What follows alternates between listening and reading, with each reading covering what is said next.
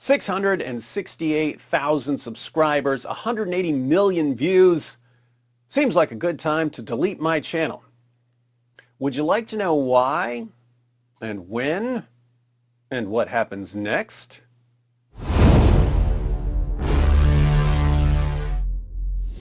I started my YouTube channel in 2009 with Nabil Qureshi. We saw the potential of YouTube early on. As far as I know, I was the first Christian apologist to do YouTube full-time. There are a bunch now. I spent years telling Christian apologists to get on YouTube. Took years to convince some of them. I can no longer tell people to build their ministries or careers around YouTube. I've been making YouTube videos for 13 years, and YouTube has gotten worse every single year I've been on the platform.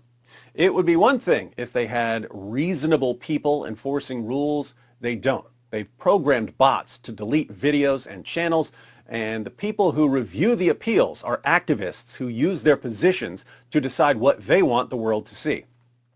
I made a video where I interviewed the friend of a girl who had been murdered by her family in an honor killing. That video was banned for hate speech. I made a video condemning cartoon killings, banned for hate speech. I made a video criticizing the British legal system for helping child traffickers, banned for hate speech. I've made several videos criticizing the persecution of Hindus. Those are always fine. I've made several videos criticizing the persecution of Muslims. Those are always fine. But I've been repeatedly banned for posting videos criticizing the persecution of Christians in places like Pakistan. YouTube just doesn't want me talking about it. I've had probably a dozen videos banned for mocking ISIS. YouTube really doesn't like it when you mock ISIS.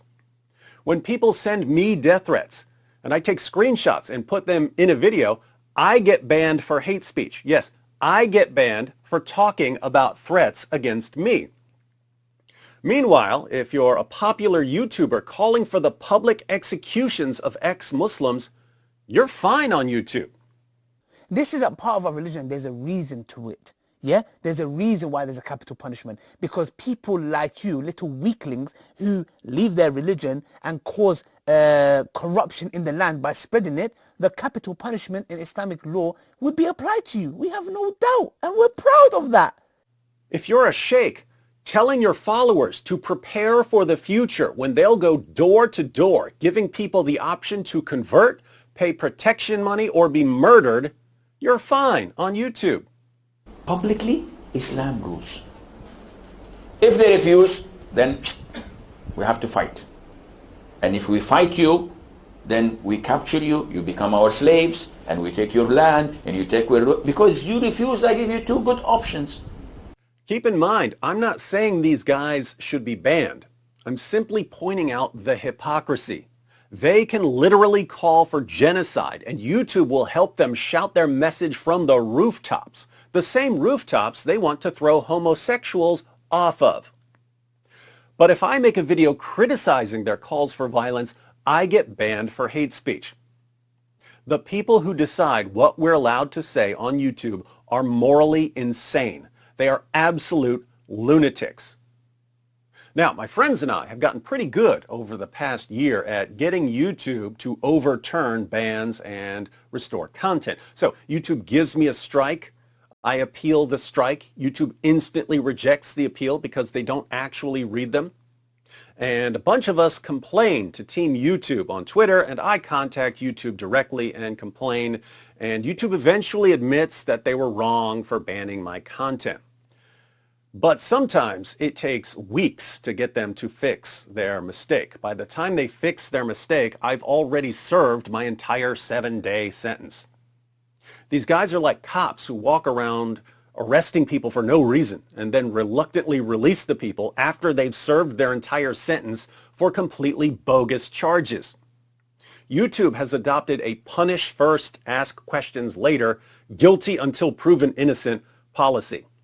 So I'm trying to make YouTube videos, and YouTube is constantly, relentlessly harassing me and slowing me down.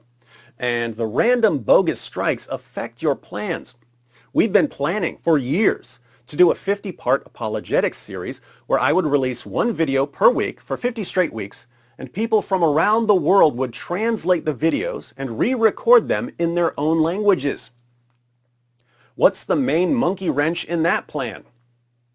Well, I know for a fact that I can't go a month, let alone a year, without being banned for something on this channel. True, we would probably get YouTube to fix their inevitable mistakes, but again, sometimes that takes days or weeks. So it's very difficult to get started on long-term projects when there's no long-term stability. But every time we get YouTube to overturn one of their bogus strikes, I announce, "We won again." And then I think to myself, did I really win though? What did I win? I'm just keeping myself embedded in a system that's hostile towards anyone who criticizes honor killings or grooming gangs or pedophiles or terrorists. So why do I think I'm winning when I keep myself under the control of morally insane morons? And when I start thinking about how ridiculous it is to keep myself under their control, I end up taunting them and telling them to shut up and telling them to get it over with and give me even more strikes and just ban me. But they never do ban me. It's like they want to slow me down and harass me as much as possible without actually kicking me off the platform. Why is that? Well, if they kick me off the platform, they no longer control me. YouTube is like the ultimate abusive boyfriend. An abusive boyfriend beats his girlfriend, but he doesn't want her to leave. As soon as she tries to leave, it's, "Oh, come on, baby. You know I didn't mean it. Come back to me, baby." Abusive boyfriends are obsessed with control. So are abusive platforms. YouTube used to simply connect content creators with the people who wanted to watch their content. Now, YouTube is turning itself into the world's most ridiculous obstacle course. I have to jump through hoops and climb over walls and run across rope bridges to get my videos to my viewers. So why am I still here? Well, that one's easy. I stay on YouTube because in spite of the ridiculous policies and the morally insane idiots who enforce them, this is still the place where people watch my videos. Some of you have been watching my videos for 13 years. I stay on YouTube for you. I put up with total morons banning my videos for the sake of the community that watches my videos. When someone says to a YouTuber, "If you have a problem with YouTube, why don't you move to another platform?" That's the reason we don't move. If you've built a community on YouTube, moving to another platform means that you're going to lose a lot of that community. You don't want to lose a lot of your community, so you stay on YouTube. Now, YouTube knows that content creators don't want to give up the communities we've been building for years, so YouTube knows that they can get away with harassing and abusing content creators. Beware of manipulators. They'll use your dedication to something good against you. So we put up with YouTube's antics because we don't want to give up the communities we've built. And depending on how much time and effort we've put into building those communities, YouTubers will generally be willing to put up with a lot for our viewers. Like if instead of constantly banning my videos and giving me bogus strikes, YouTube had said, "David, if you want to keep your channel, one of our tech nerds is going to randomly show up at your house once per month and punch you in your mouth," I would have taken that deal. Punch me in my mouth. Knock me out. Go to town. Just don't ban my stuff. So if YouTubers are dedicated to the communities we've built, why am I deleting my channel? Well, there are two main issues here. One, since I know that YouTube gets worse every single year, and since I know that the longer I keep this channel, the more entrenched and embedded I'll be in this ridiculous system that will eventually ban us, it seems irresponsible not to make some major changes. YouTube has had me at 2 strikes multiple times, always for complete nonsense. It's always been their mistake. 3 strikes, and they delete your channel. I wouldn't even be able to notify my viewers because my only way of communicating with most of them is through YouTube. So constantly fighting to keep my channel instead of rebuilding is stupid in the long run. Two, this is just me personally, but I can no longer justify the amount of time I spend arguing with YouTube in order to keep my channel up. I'm 46 years old. I come from a massively dysfunctional background. There are endless family emergencies. And any time I spend arguing with Susan's activist goons is time I will never get back. One of my brothers has brain damage because of a drug overdose. He's now in a mental hospital because he started having delusions. He keeps thinking everyone is conspiring against him. My other brother's in prison for drugs. Child Protective Services threatened to take all of his future children from him if he didn't sign over custody of his son. So he signed over custody of his son, and they gave my nephew to some nice couple. We hired a lawyer to try and get custody ourselves, but it was too late. Everything had been finalized. At home, of course, I have 5 kids. 2 of them are on life support. Ever since COVID hit, it's been really difficult to keep nurses, especially on weekends. We turned part of our downstairs into a mini hospital. We hooked it up. Got a desk, a couch, a TV, a mini fridge. We cover childcare. We give bonuses. We tricked out our wheelchair van. That thing is like Kit from Knight Rider, talks to you and tells you if something is wrong with your kids. But no matter what we do, steady nursing is basically impossible. I think the main thing that changed is that the nursing agencies now require piles of pointless paperwork. So being a night nurse used to be a pretty cool job because there's only like 2, maybe 3 hours of actual work. The rest of the night, you just have to be there to make sure nothing goes wrong. So you could watch a movie, read, whatever. But now you have hours of completely pointless paperwork to fill out, and people hate wasting time on pointless paperwork. So it's not a cool job anymore. Notice the parallel with YouTube, by the way. Why does it seem like every business is making it harder for people to do their jobs by adding pointless extra work? Nurses have to fill out piles of paperwork. YouTubers have to fight with YouTube to keep our content up. Anyway, the point here is there's always a lot going on in my life. There are always family emergencies. When I'm not making a video, I'm a nurse for my kids. I'll find a way to do stuff that's important. Whatever else is going on, I'll find a way to make videos because I think it's important. But I have a serious problem doing stuff that's a pointless waste of time. And no one makes you waste your time like Susan What's-Her-Face. The time I spend explaining YouTube's community guidelines to YouTube could be spent building something they can't control.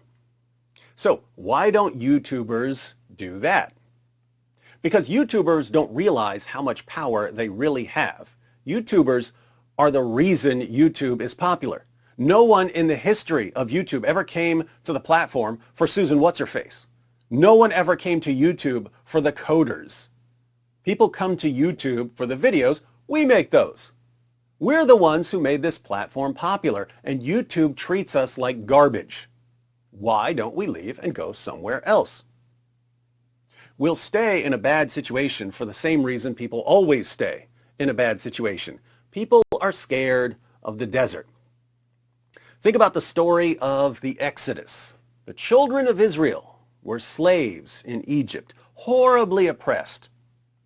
Moses led them out of Egypt. Where did he lead them? Into the desert. And what happened when things started getting rough in the desert? The children of Israel started grumbling and saying, "We want to go back to Egypt." Why would they want to go back to slavery? Well, people can put up with all kinds of suffering or abuse as long as they're used to it. It's the unknown and unpredictable that freaks them out. The desert is unknown and unpredictable, so they'd rather be slaves because at least they understand it. Fortunately, most things that we have to deal with in the West today aren't nearly as bad as having to meet the daily brick quotas in ancient Egypt. I'm just talking about the principle here. Earlier, I mentioned a woman staying with an abusive boyfriend. It's the same dynamic. Sometimes a woman will stay with an abusive boyfriend because she's more comfortable with an abusive boyfriend than she is being alone. Being alone is the desert for her. Now, if you really like sharing information with people around the world and you start making videos on YouTube, that gets addictive real quick. You make a video and people from dozens of countries watch it overnight. All of a sudden, you have a global community. You start seeing the same people over and over in the comments. You start getting to know them. They become your friends. They become your global family. Every day you post videos for your global family. You're living your dream life. If you love sharing information, what could be better? Then, out of nowhere, you get a strike for absolutely nothing. And you get banned for a week, even though you didn't do anything wrong. Then it happens again and again and again, and you realize there are people who control your connection to your global family, and they don't care about you or your global family. These self-declared lords of speech keep threatening to terminate your channel, which would rip you away from your global family. So what do? You put up with it.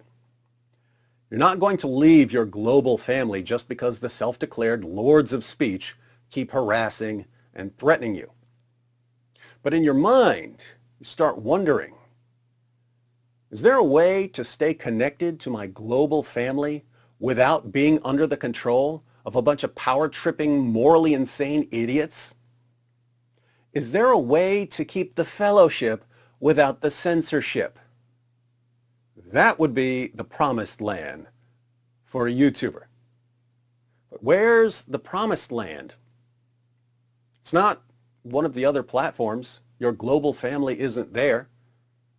Where's the promised land? You don't know. But to find it, you have to enter the realm of the unknown, the unfamiliar, the unpredictable. You have to go through the desert. Again, people would rather put up with just about anything than go through the desert. But here's the thing. I was born in the desert. I was raised in the desert. I've always lived in the desert. Growing up, we moved from one trailer to another. I stayed with one relative after another. I was never in one place for more than a year or two. Then it was jail, prison, the Bronx, jihadis swearing by Allah that they're going to kill me, and kids on life support. Do you know what it's like having kids on life support for 15 years? It's like you're constantly balancing on a tightrope. And if you slip, one of your kids dies. The desert isn't weird to me. Normal is weird to me. Some brief period of stability is weird to me. It's like Kevin Costner at the end of that stupid movie Waterworld. In the future, the ice caps have melted and the entire world is one giant ocean. Kevin Costner spent his entire life in a boat. When he finally gets to land, the top of Mount Everest, he gets land sickness and has to go back to the water. It's too strange here. It doesn't move right.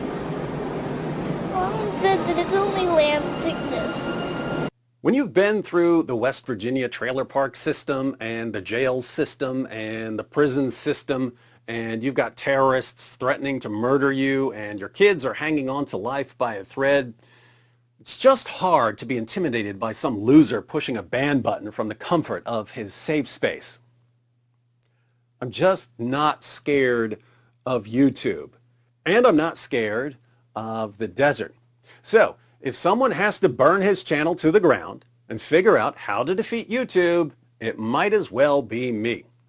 To be clear, when I say defeat YouTube, I don't mean that we can somehow crush YouTube. When I delete my channel, YouTube won't even notice that I'm gone. They're too big to care. I'm too small to matter. YouTube is the second most visited site in the world, and it's owned by the first most visited site in the world. There's no stopping YouTube, not without some sort of mass creator exodus. When I talk about defeating YouTube, I mean that YouTube keeps people under their control because we're all convinced that we can't be as effective without being under their control. Anywhere else, we're going to be less effective. That's the thinking that keeps YouTube in control. You defeat YouTube when you figure out how to be more effective at sharing content without being under the control of YouTube. And I think it's pretty straightforward how to put together a more effective system. First, your content needs to be spread out, especially if your content is being targeted by YouTube. If your content isn't being targeted by YouTube, just wait. They'll eventually be coming for you too. But if your content is currently being targeted by YouTube, you can't have one big channel where a random ban paralyzes your output. And you can't have one big YouTube channel with other platforms like Odyssey just as a backup. The vast majority of your viewers will still be focused on your one big channel, so YouTube can stop your production anytime they want. If you're posting anything remotely controversial, it needs to be spread across multiple channels and platforms, preferably with different kinds of content in different places, so that people who are interested in that kind of content can follow you there. This way, if a platform gives you some bogus strike and suspends you for a week, they've only temporarily paused one small part of what you do. The rest keeps moving, and so nothing ever slows you down. Second, if your content is spread across multiple channels and multiple platforms, your viewers need to know where to find what they're looking for. So you need your own way of communicating with them. If you have one big channel on YouTube, YouTube can shut down your communication with your community when they ban you for something. So you need a way to communicate with your community that's not under the control of YouTube. Third, you need some sort of central hub, or more than one central hub, where you can't be banned. And everyone needs to know that they can find you there if you get suspended or banned somewhere else. In other words, you cover one broad topic over here on this channel, and another broad topic over there on that channel, and another topic over on this other platform, but everything is available on your main hub. And your viewers know where to find you if you suddenly turn up on a YouTube milk carton. Fourth, you have to reverse the power flow. YouTube is a giant parasite, sucking the blood out of creators. Creators are the ones who bring people to the platform. YouTube feeds off of the popularity of the people who make the videos. So PewDiePie is like a shark, and YouTube is like a lamprey stuck to the side of PewDiePie. Imagine a giant multi-headed mutant lamprey that's so effective at sucking the blood out of sharks that it now weighs 10 million tons and has its teeth stuck in millions of different sharks. That's YouTube. If you want to defeat YouTube, you have to reverse the power flow. You have to make it so that the things you control are feeding off of YouTube and other platforms, so that the things you control are constantly growing and getting stronger. In other words, the shark suddenly sees the giant multi-headed mutant lamprey and uses the lamprey as its new food source. So if you're like me and you have one big channel, one main way to stay connected to your community, and YouTube can nuke you at any time, you're being stupid, like I've been for several years, because I could see this coming. But you can be more effective and reach more people and be uncancelable if you demolish the old YouTube-controlled structure and build a new structure. And so I'll be deleting my channel next month. Why next month? Because that's when everything should be up and running. I don't know what will work best as a central hub, but we're about to have our own video platform just for Christian apologetics content. Defenders Media has built a platform where my videos can't be banned unless I post something illegal.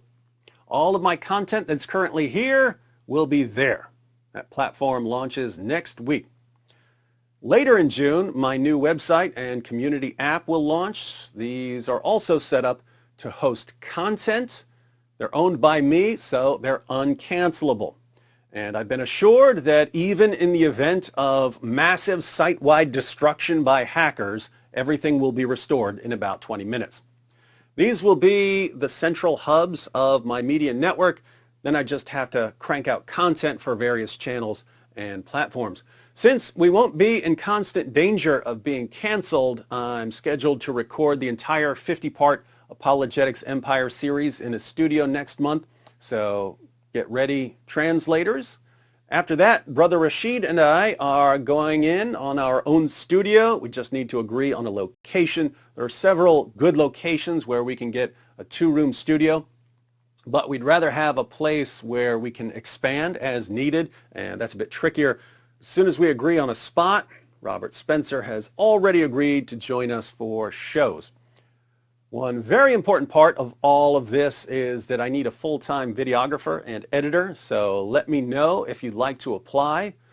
Over the past several weeks, I've experimented with running ads in select videos.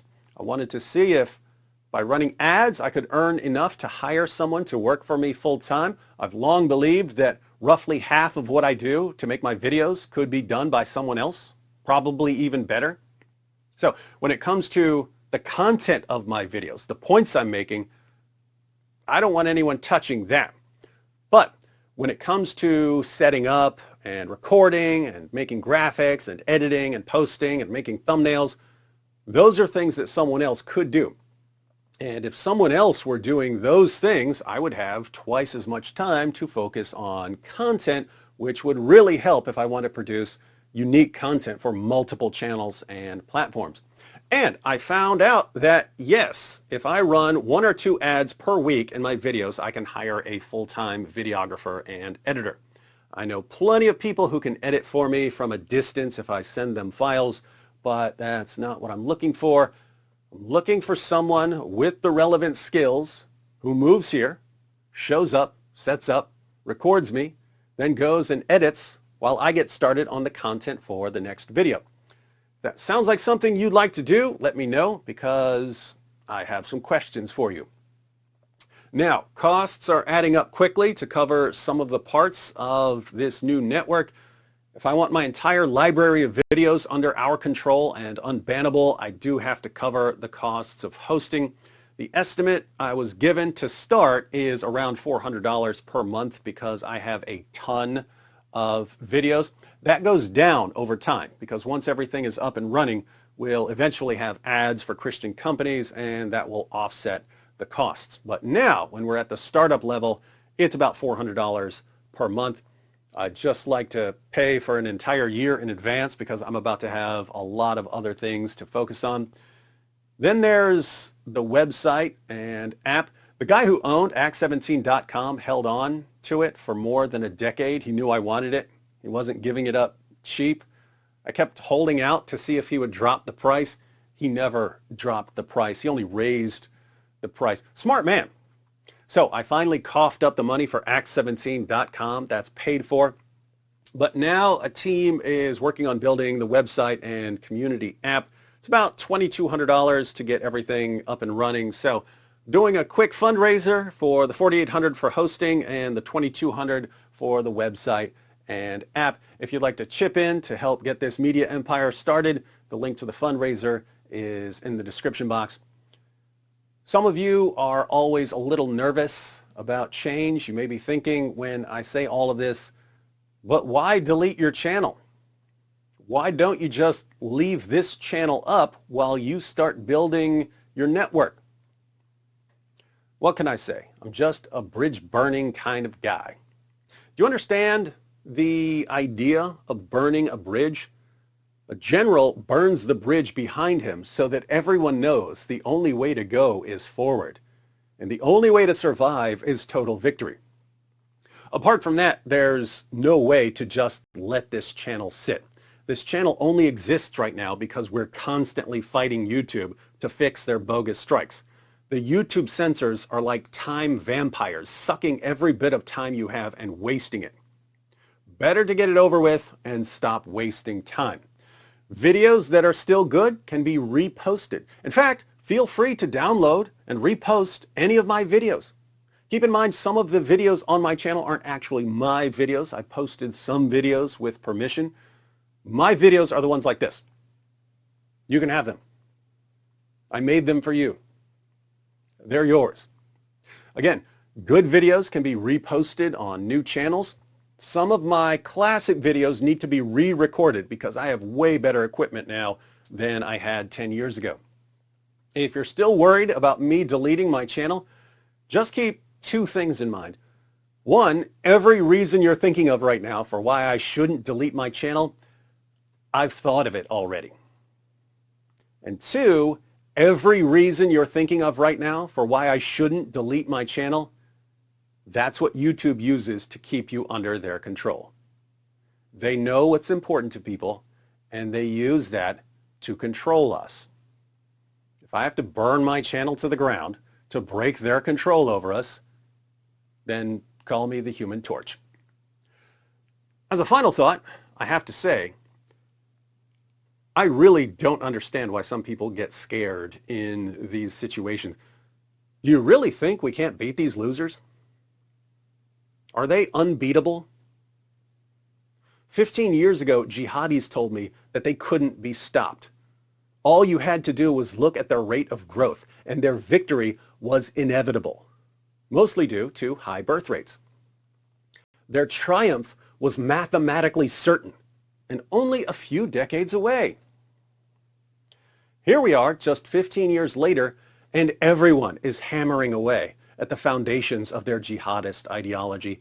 Everyone knows their weaknesses, and all their popular leaders from 15 years ago have been replaced by narcissists who can't get along with each other. What are they moaning and wailing about now? An avalanche. How's that inevitable victory looking now? So, YouTube holds no terrors for us. We deal with jihadis. I'll get everything going. I'll tell everyone when everything is set up. I'll give you a little bit of time to check out the new format, and then we'll have a Delete My Channel party live, where we'll see what happens when I try to delete my channel while I'm live streaming on my channel. If I click delete my channel while I'm live streaming, will the live stream suddenly go dark? Or will YouTube tell me that I can't delete my channel while I'm live? Only one way to find out.